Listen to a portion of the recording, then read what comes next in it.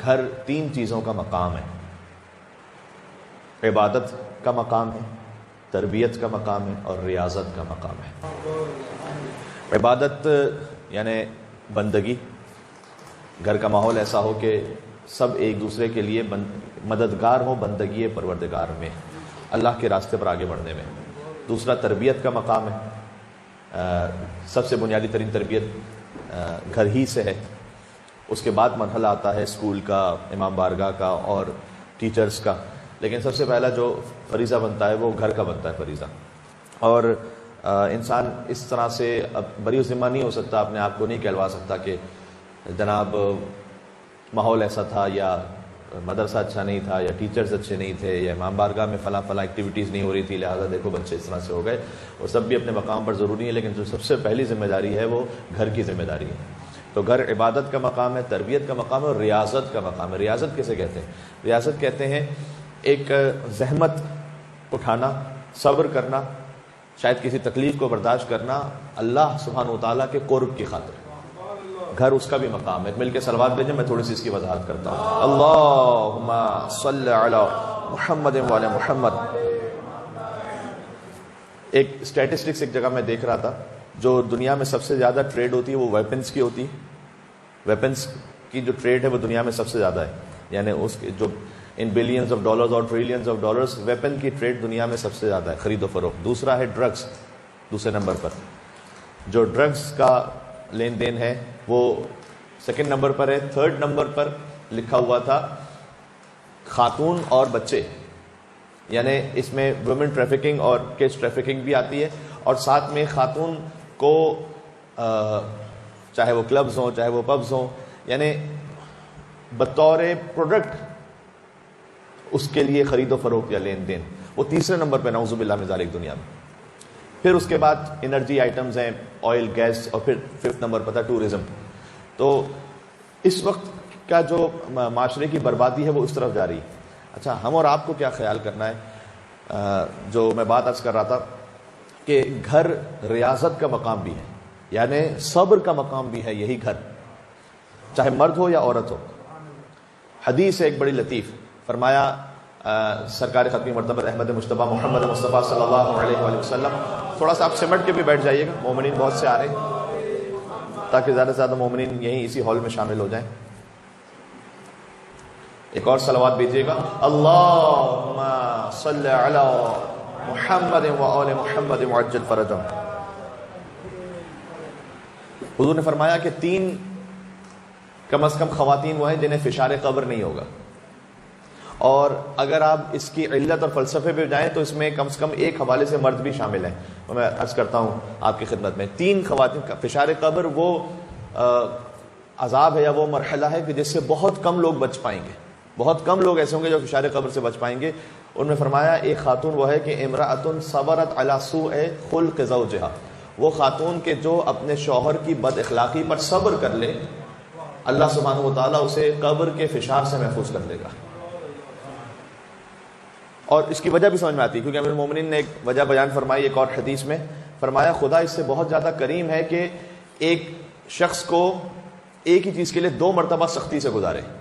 تو اگر دنیا میں ایک مرتبہ وہ سختی جھیل چکی ہے یا جھیل چکا ہے اور صبر کر چکا ہے، تو اللہ سبحانہ و تعالیٰ سے بہت زیادہ کریم ہے کہ قبر میں اسے دوبارہ سے سختی سے گزارے، پھر سے فشار سے گزارے. السلام علیکم. اللہم صلی علی محمد وعلی محمد. بات واضح ہو رہی ہے؟ تو اس کے لیے یعنی آپ احادیث کا کرکس دیکھیں گے نا، وہ یہ ہے کہ کسی طریقے سے خانوادے کو بچا کے رکھو، اس نظام کو چلاؤ. فرمایا کہ ایک خاتون ہے، یا پھر اگر اس کی علت پر غور کیا جائے تو انشاءاللہ مرد بھی، کہ اگر وہ صبر کرے بد اخلاقی پر تو اللہ سبحانہ و تعالیٰ فشار قبر سے محفوظ کرے گا. اور آگے 2 اور خواتین کا ذکر کیا گیا. فرمایا امرأۃ صبرت علی فقر زوجہا، ایک شخص ہے کہ جو کوشش پوری کر رہا ہے، اس کے باوجود بھی فائنینشلی وہ اتنا اسٹیبل نہیں ہو پا رہا، تو شوہر کے فقر پر صبر کرنے والی خاتون کو اللہ سبحانہ و تعالیٰ فشار قبر سے محفوظ رکھے گا. اب کم از کم جہاں جس سوسائٹی میں مخاطب ہوں، فقیر شاید ہی کوئی ہوگا، اللہ جانے کوئی ہو، لیکن شاید ہی کوئی ایسا ہو کہ واقعی جو فقیر. تو الحمدللہ اللہ سبحانہ و تعالیٰ نے ہمیں تو بہت کچھ وہ عطا کیا ہوا ہے کہ جس کا تصور بھی کہیں اور کسی اور سوسائٹی میں نہ ہو سکتا ہو، لیکن ہم چونکہ اپنی خواہشات کو بڑھاتے رہتے ہیں، ورنہ فقر کا معاملہ تو یہاں کسی کے پاس نہیں ہے۔ فقر کا معاملہ کس کے پاس ہے؟ ماشاءاللہ کیا کوئی ایسا ہے کہ جس کو کھانا پینا نہ ہو؟ خدا نہ خواستہ، ایسا شاید ہی کوئی ہوگا، نہیں ہوگا انشاءاللہ کوئی ایسا۔ کیا کوئی ایسا بھی ہوگا کہ جس کے بعد بنیادی بیسک نیڈز نہ ہو؟ وہ سب پوری ہو رہی ہوتی ہیں، لیکن چونکہ ہم، مولا کائنات کی ایک حدیث کا مفہوم ہے، فرمایا کہ اپنی خواہشات کے بے لگام جانور کو قناعت کی لگام سے کنٹرول کر لو، روک کے رکھو۔ یعنی فقط ایک قناعت ہے کہ جس کے ذریعے سے تم روک سکتے ہو اپنی بے لگام خواہشات کو، ورنہ یہ نیور اینڈنگ ہے۔ آج ہمیں اس قسم کے برتن چاہیے، وہ برانڈ کے چاہیے، اس برانڈ کا جو ہے نا وہ صوفہ چاہیے، اس برانڈ کے ڈریس چاہیے، اس برانڈ کی، یہ تو کبھی بھی اس برانڈ کے وہیکل چاہیے، پھر اس برانڈ کا جو ہے موبائل چاہیے، پھر اس برانڈ، پھر وہاں ٹریولنگ ہمیں کرنی ہے تو وہ ٹورزم کرنا ہے، تو وہ میری دوست تھی تو وہ یہاں گئی تھی، وہ میرا دوست تھا تو وہ فیملی اس کی ماں، یہ تو کبھی نہ ختم ہونے والا سلسلہ ہے۔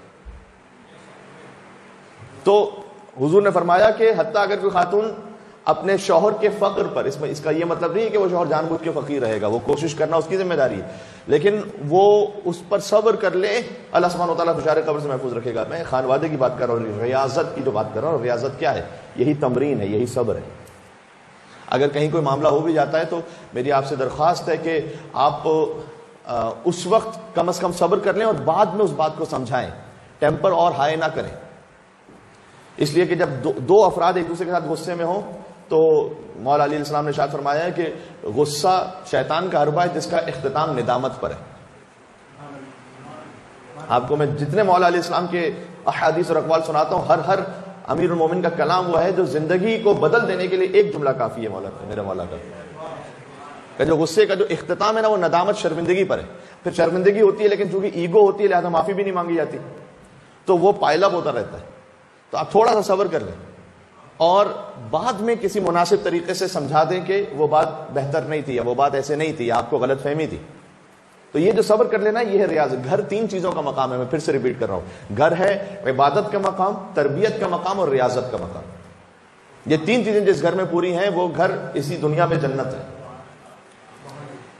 اسلام فقط اس لیے نہیں آیا کہ آپ کو بعد میں فقط جنت کا وعدہ کرے گا، اسلام میرے اور آپ کے گھر کو جنت بنانے کے لیے آیا۔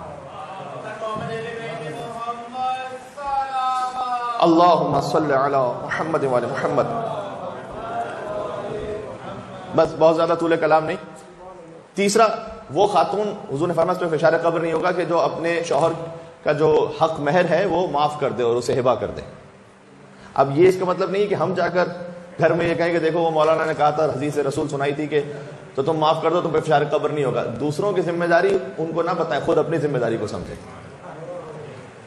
ہم دوسروں کی ذمہ داری کو طے کرتے ہیں، اس لیے کہ رسول اللہ نے مردوں کے لیے ارشاد فرمایا کہ تم پر ایک قرض کی طرح ہے، تم پر واجب ہے کہ تم ادا کرو، لیکن اگر وہ ادا نہ کرے تو ایک خاتون معاف کر دے کا فشار قبر سے وہ محفوظ رہے گی۔ بات واضح ہو رہی ہے؟ یعنی اس کا مطلب ہے کہ امور خانوادگی کو اللہ تعالیٰ نے ہمارے آخرت کے معاملات سے جوڑا ہے۔ یہ اتنے اہم ہیں کہ ہماری قبر قیامت کے معاملات سے فیملی میٹرز کو جوڑ کے رکھا ہوا ہے۔ اس کا مطلب یہ کہ خالی ہماری دنیا داری کا معاملہ نہیں ہے، یہ دین کا معاملہ ہے۔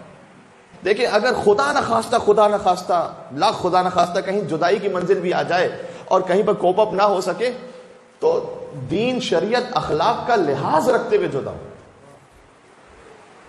ہم ازدواجی اگر ریلیشن سے باہر نکل رہے ہیں لیکن دین اور شریعت سے تھوڑی باہر نکل رہے ہیں، کم از کم اس کا تو احترام رکھیں۔